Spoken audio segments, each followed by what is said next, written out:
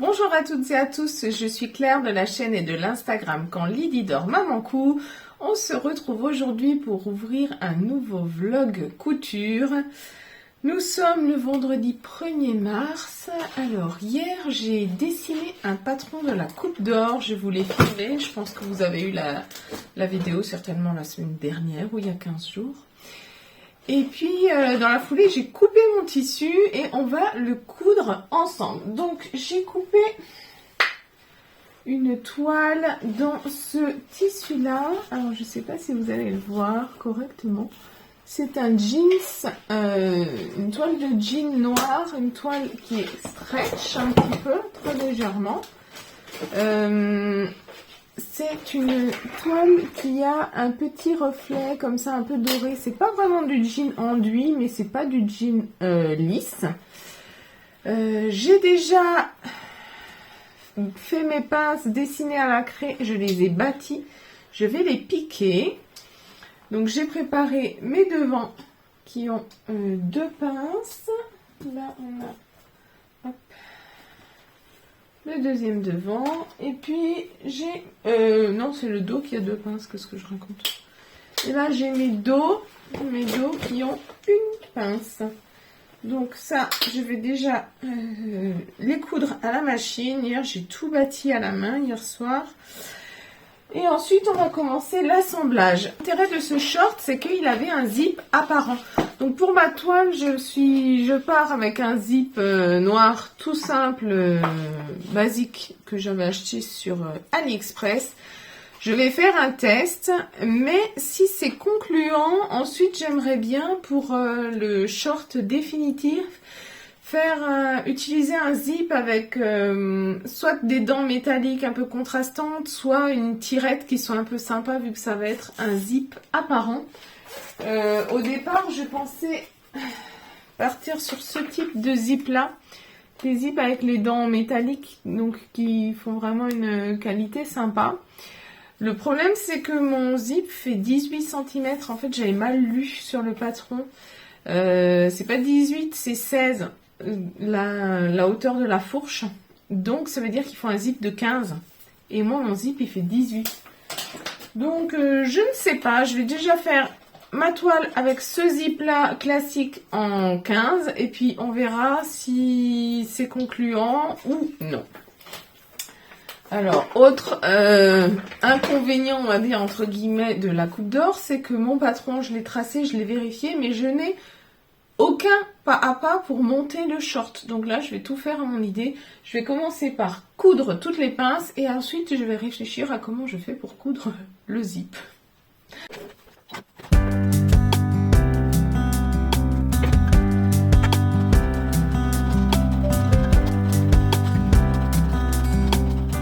Pour coudre mes pinces, je pars d'en haut, je fais 3 pans avant, 3 pans arrière pour sécuriser.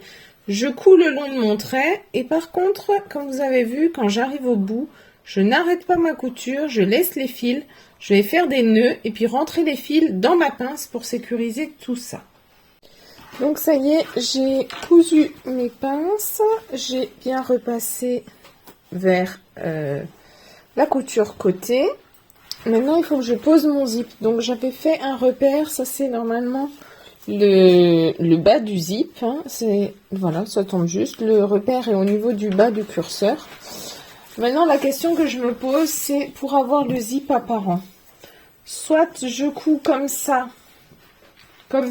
et ensuite je couds le bas de la fourche. Soit je couds le bas de la fourche et ensuite le zip.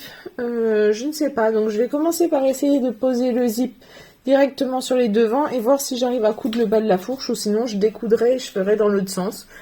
Je vais tâtonner parce que j'ai aucune idée de comment faire sinon. Déjà je sors mon petit embout spécial pour poser les zips.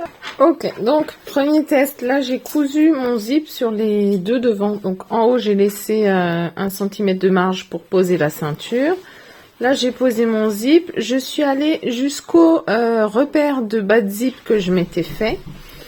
Et maintenant, je vais essayer d'assembler le bas du short. Mais il faudrait que j'arrive à assembler le bas du short de façon à ce qu'au bout, ça fasse un comme un rectangle, je sais pas comment dire. Donc on va voir. Je vais essayer de mettre maintenant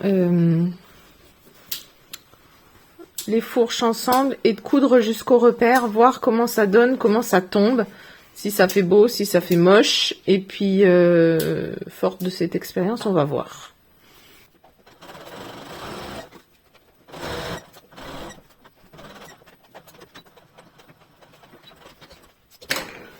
Bon, donc là, j'ai cousu jusqu'aussi loin que je pouvais, mais du coup, j'arrive pas à aller jusqu'au bout du bout puisque le zip me coince. Donc, je regarde en même temps que vous ce que ça donne. Oh, c'est pas si laid que ça. Il faudrait que je vois si... Parce que là, du coup, il manque quelques points, là. Mais si, en ouvrant les coutures et en surpiquant, je vais repasser, ouvrir les coutures et voir si ça pourrait faire joli en surpiquant. Il faut peut-être que je crante légèrement mon tissu pour qu'il remonte mieux. À voir. Je vais aller repasser. Je viens de mettre un coup de fer à mon zip et comme vous le voyez, c'est franchement pas dégueu. Alors ça fait un petit pointu, mais je pense que si je surpique et je surpique, ça sera pas mal. Franchement, ça me convient bien comme zip apparent. Je vais pas essayer de faire plus compliqué. J'ai juste vraiment surpiqué, tac, le long et le long pour bien tout maintenir en place et que ça ne bouge pas. Et je pense que ce sera parfait. On va pouvoir passer à l'assemblage. Pour la surpiqûre, j'allonge mon point sur 3,5. Comme ça, je trouve que ça fait plus joli.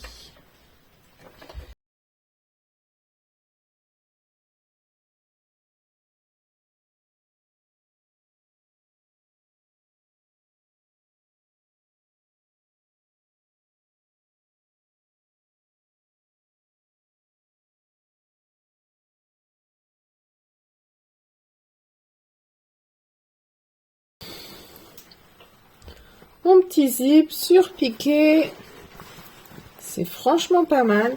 Alors, j'étais en train de me dire que j'aurais pu mettre une patte, une sous-patte là.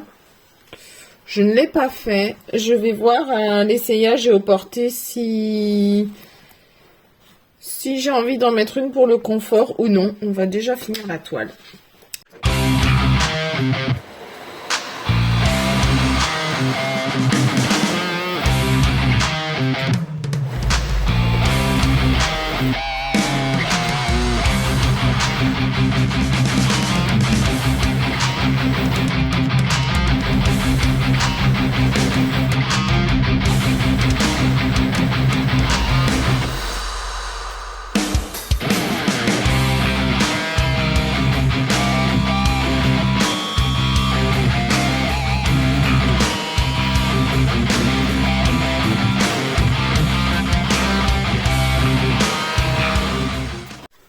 Je reprends dans ce sens parce que je vais essayer le short. J'ai fini de l'assembler, donc j'ai assemblé d'abord la fourche dos, ensuite les côtés et puis entre les jambes.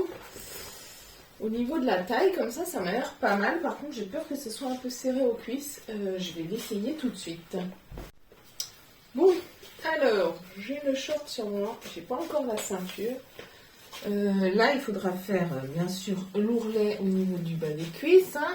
Donc, ça devrait être comme ça, ce sera pas mal. Par contre, eh bien, c'est trop grand. C'est beaucoup trop grand. Donc, les cuisses, en fait, je pensais que ce serait trop grand. Mais non, c'est pas mal. La ceinture apparente, j'aime bien. Mais là, je baille vraiment pas mal. Alors, est-ce que c'est parce que j'ai beaucoup de stretch? Je ne sais pas. Au niveau du dos, je trouve que ça va, ça fait pas trop la moustache. Ce que je vais essayer de faire, c'est que je vais reprendre les coutures côté. Je vais les faire à 2 cm. Là, pour le moment, j'ai cousu à 1 cm. Je vais essayer de faire les coutures côté à 2 cm, voir si ça règle mon problème, parce qu'il n'y a vraiment pas grand-chose, mais c'est un poil trop grand pour l'instant. Bon, ben voilà, j'ai refait mes marges de couture sur le côté à 2 cm. Donc ça me fait enlever en tout 4 cm de circonférence, c'est-à-dire les anses que j'avais en fait. Et là, eh ben là du coup, c'est parfait. Ça plaque bien partout. Ça plaque bien sur les côtés. Ça fait pas de fourche. Donc là, j'ai juste à faire mes ourlets. Poser ma ceinture et j'aurai un super short, pas ma ceinture, ma parmenture. J'aurai un super short qui arrivera juste sous le nombril. Franchement, je pense que c'est vraiment pas mal. Et le zip, là, la finition me convient bien. Bon, je pense que vous avez entendu, Elio vient de se réveiller. Donc la session d'aujourd'hui s'arrête et je continuerai plus tard. Mais je suis vraiment super contente du tombé. J'ai tout de suite modifié mon patron aussi et enlevé les marges de côté, de couture sur les côtés pour que ça soit juste pour ma version finale. Salut! Bonjour, j'espère que vous allez bien. Je vous ai pas repris depuis quelques jours. On est lundi le 4. Ce week-end, je n'ai pas du tout cousu. On a fait beaucoup de jardinage. Il a un peu fait soleil, donc on a commencé à préparer les plants, le jardin, retourner tout ce qu'il y avait à faire. Mais ma tête a continué à réfléchir à mon short et je me suis rendu compte que j'avais fait une erreur. Donc mon short, j'en étais là. J'avais surpiqué tout autour de la ceinture et il me restait la parmenture haute à poser. Et en fait, je me suis rendu compte que je n'aurais pas dû surpiquer ici. Puisque si je veux poser ma parmenture au bord extérieur, piquer là, donc piquer le long du zip et piquer là en haut pour pouvoir retourner avoir un angle propre, et ben il ne faut pas que mon zip soit surpiqué, il faut que mon zip, je puisse le laisser totalement comme ça, à l'envers. Pouvoir poser ma parmenture, repasser la piqûre, c'est difficile de vous montrer noir sur noir, repasser la piqûre le long du zip, le long du bord, pour pouvoir ensuite retourner et avoir le zip libre et la parmenture qui soit joliment piquée à l'intérieur. Je ne sais pas si vous arrivez à comprendre, mais bon, bref. Donc je vais défaire ma surpiqûre et essayer de poser ma parmenture aujourd'hui, faire mon ourlet. Et du coup, je pense que j'aurai validé et ma toile et ma gamme de montage, parce que là, j'ai pas le droit à l'erreur, puisque comme je veux faire ma version définitive dans un simili cuir, si je pique mal ou pas au bon endroit, il y aura un trou dans le simili et c'est foutu. Donc c'est pour ça que je vais aller au bout de ma toile jusque dans les moindres détails pour être sûre que toute ma gamme de montage soit aussi au clair dans ma tête. Ok, du coup je vous prends une vue par le dessus pour essayer de vous montrer un peu mieux ma ceinture. Donc ça c'est ma ceinture en forme. J'ai tout assemblé, j'ai surjeté, j'ai ouvert les coutures au fer. Je maintiens toujours mes coutures avec un petit point droit pour que quand j'assemble, j'ai pas les bords qui se plient et que ça fasse moche. Donc là c'est ma ceinture en forme qu'il faut que je mette sur mon short. Et donc pour avoir une jolie finition, j'ai dépiqué ma surpiqûre et donc je vais mettre mon zip dans ce sens. Je vais poser ma parmenture devant contre devant. Je vais la mettre bord à bord et je vais épingler. Et ensuite, ce que je vais faire, c'est que je vais essayer de repiquer là dans la continuité de la piqûre du zip jusqu'à 1 cm du haut et ensuite tout en haut en faisant tout le bord jusqu'à l'autre bout et redescendre. Comme ça, mon coin sera bien pris et quand je retournerai, j'aurai une parmenture qui sera en gros pliée youp, comme ça en haut et comme ça sur le côté et ça devrait être propre partout et avoir juste mon zip libre qui dépasse et à la fin faire ma surpiqûre.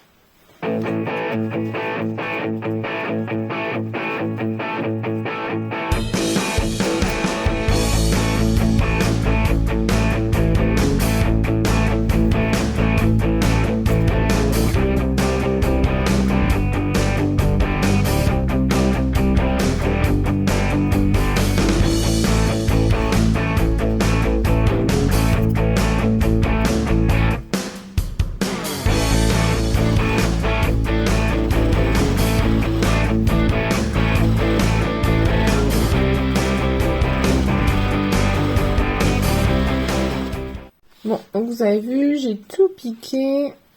Non, je peux enlever mes épingles. Et normalement, si j'ai bien géré mon truc, voilà, quand je retourne, et ben voilà, j'ai une finition nickel. Donc le haut de mon short est propre. Le zip est toujours bien maintenu. Et à l'intérieur, c'est très joli.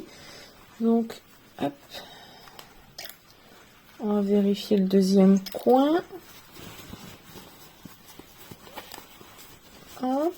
Bon, ça m'a l'air pas mal aussi. Et ça ferme toujours bien. Donc ça, c'est super. Je vais enlever toutes mes épingles. Je vais cranter les coins. C'est-à-dire que là, je vais éclaircir en biais. Et puis après, je vais repasser bien marqué au fer. Et je verrai si je fais des surpiqûres ou non.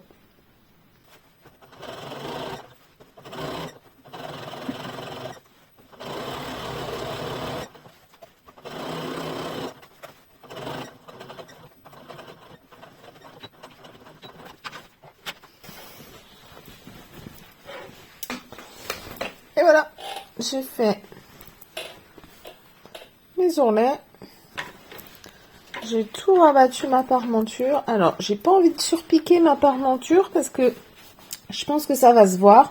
Je vais juste la maintenir avec des points à la main au niveau de chaque pince et de chaque couture côté.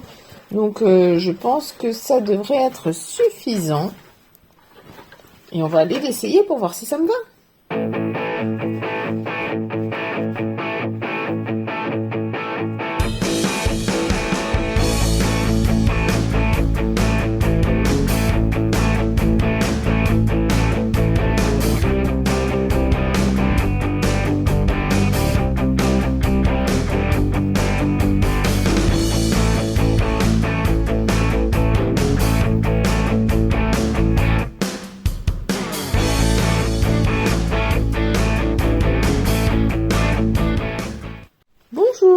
Alors, aujourd'hui, on est le 7 mars. Et alors, comme vous voyez, je voulais m'attaquer à mon simili-cuir. Et en fait, je me suis rendu compte qu'il n'y a rien qui marque dessus. Je n'arrive pas à le marquer à la craie. Je n'arrive pas à le marquer au crayon friction. Donc, j'ai sorti un fluo friction. Et là, quand je dessine autour des pièces, ça va, ça marque. Donc, système D, je vais dessiner sur mes pièces. Donc j'ai déjà fait le contour du devant, du dos et des deux ceintures en ayant le texte du patron face à moi. Et maintenant je vais retourner mon coupon, retourner mon patron et dessiner au feutre les autres contours pour pouvoir ensuite découper le long de mes traits, puisque je ne peux pas épingler, je n'arrive rien à marquer. Donc j'ai trouvé cette solution là.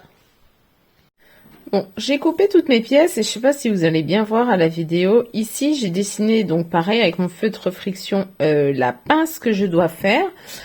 Comme je ne peux pas épingler mon tissu, j'ai pris des petites pinces comme ça là.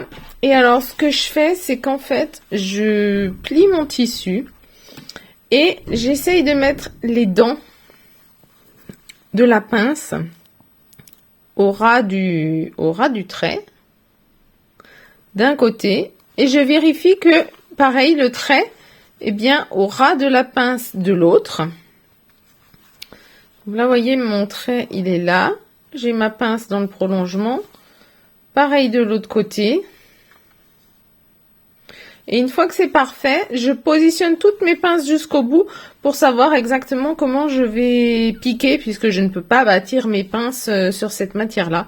C'est un peu du système D, mais j'ai déjà cousu une première pince et c'est franchement pas mal.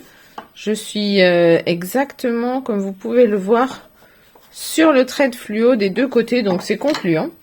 Ah, et pour coudre le simili, j'avais acheté, bon ça c'est mon pied de biche normal, j'avais acheté un lot de 2 pieds de biche en téflon, je crois ils disent. Hein.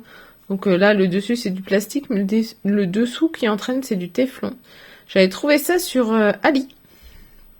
Donc j'ai un lot de 2, j'en ai mis un en place. J'ai fait des petits tests sur une chute Elle est passée où ma chute? Elle est là. Et c'est franchement pas mal. Alors, vous voyez, par contre, j'avais cousu une fois à blanc et décousu pour voir. Et effectivement, ça, c'est un tissu qui permet pas l'erreur puisque ça fait des trous à chaque fois qu'on pique. Et donc, pareil, pour ouvrir les coutures au fer, j'ai fait un test. Donc, j'ai pris une chute d'un tissu tout fin, une petite microfibre rose.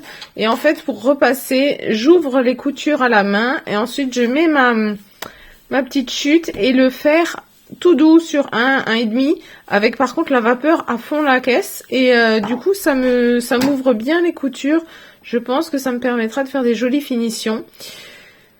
Puisque je ne vais pas surjeter les bords du simili, il ne s'effiloche pas. La petite polaire qui est à l'intérieur s'effiloche quand on coupe, mais ensuite ne s'effiloche plus.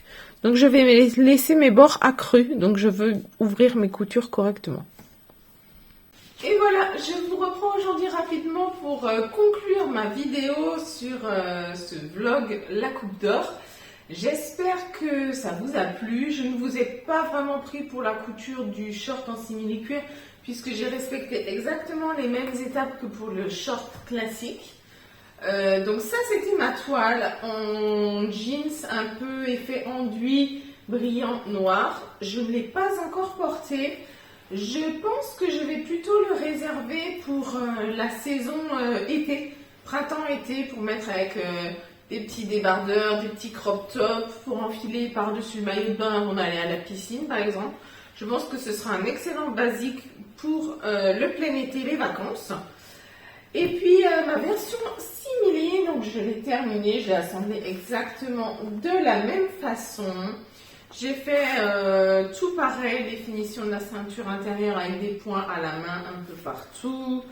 La seule chose, c'est que finalement, pour finir l'ourlet, pour ne pas avoir de surpiqûre au niveau de l'ourlet, j'ai pris une bande de thermocollant double face de 3 cm et puis j'ai thermocollé mon ourlet. Donc tout est maintenu et comme ça, j'évite les surpiqûres.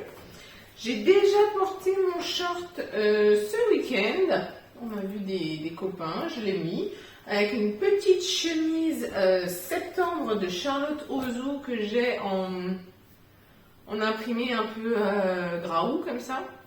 J'adore l'ensemble. C'était vraiment très sympa. Il a fait extrêmement moche. J'ai pas pu faire de vidéo portée ou de choses en extérieur. Je vous ai fait quelques petites photos en intérieur. Ça vous donne vraiment une idée, un aperçu du short porté, mais bon, vous avez déjà vu avec la toile ce que ça donnait. Je suis vraiment contente de cette création de la Coupe d'Or, ça me donne envie de fouiller dans le classeur et d'exploiter tous les jolis modèles qui sont présents dedans parce que finalement c'est une méthode que j'ai depuis longtemps. Quand je l'avais acheté, mon niveau en couture était insuffisant pour arriver à comprendre l'assemblage des pièces. Maintenant que mon niveau a un petit peu progressé, je pense qu'il serait bien que je la sorte régulièrement, justement pour continuer à progresser, me poser les bonnes questions d'assemblage, de réflexion. Donc je pense que vous verrez d'autres pièces de la Coupe d'Or au courant des mois à venir qui seront réalisées. J'espère que cette vidéo vous a plu. Comme d'habitude, n'hésitez pas à me laisser un petit commentaire, à liker et à vous abonner si ce n'est pas encore fait. Moi, je vous souhaite une bonne journée et je vous dis à bientôt.